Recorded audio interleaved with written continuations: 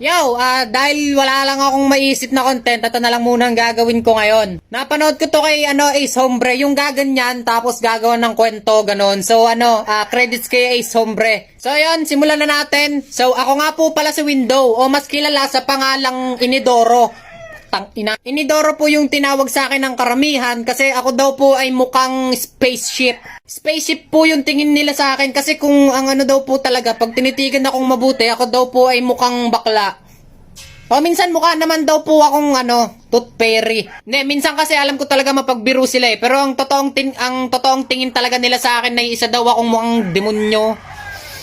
Siyempre, sinumbong ko yun sa nanay ko kasi mukha daw akong demonyo eh. Nung tinanong ko yung nanay ko, "Ma, ano ba talagang tingin mo sa akin?"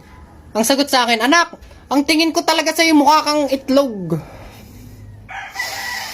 Tapos syempre, sabi ko sa nanay ko, "Ma, ano ba talaga yung totoo? Alam ko nagbibiro ka lang." Ang sagot niya sa akin, "Hindi anak, joke lang. Ang totoong tingin ko talaga sa'yo mukha kang sapatos." Hindi, ang ginawa ko na lang, nagpunta na lang ako sa tatay ko. Kasi sabi ko, "Papa, niloloko ko ni mama, mukha daw akong sapatos. Ano po bang itsura ko?" Sabi po sa akin ng papa ko, "Anak, mukha ka talagang ubas. Pero pag inayusan mo naman yung sarili mo, mukha kang spaceship." Siguro tropa mo din yung mga tropa ko pa. Ganto na lang yung ginawa ko. Nagpunta ako sa kapatid ko. Sabi ko sa kapatid ko, "Kuya, ano bang itsura ko? Ano bang tingin mo sa akin?" Sabi ng kuya ko, "Kapatid, ikaw ay mukhang babaeng ikakasal." Sabi ko, "Nagbibiro ka lang eh." Sabi niya, "Hindi, joke lang. Mukha ka talagang pinya." Pinya yung tingin sa akin ng kapatid ko.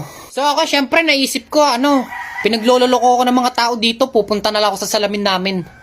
Pagpunta ko sa salamin ko, puta, yung nakita ko, yung sarili ko, mukha akong matandang panot.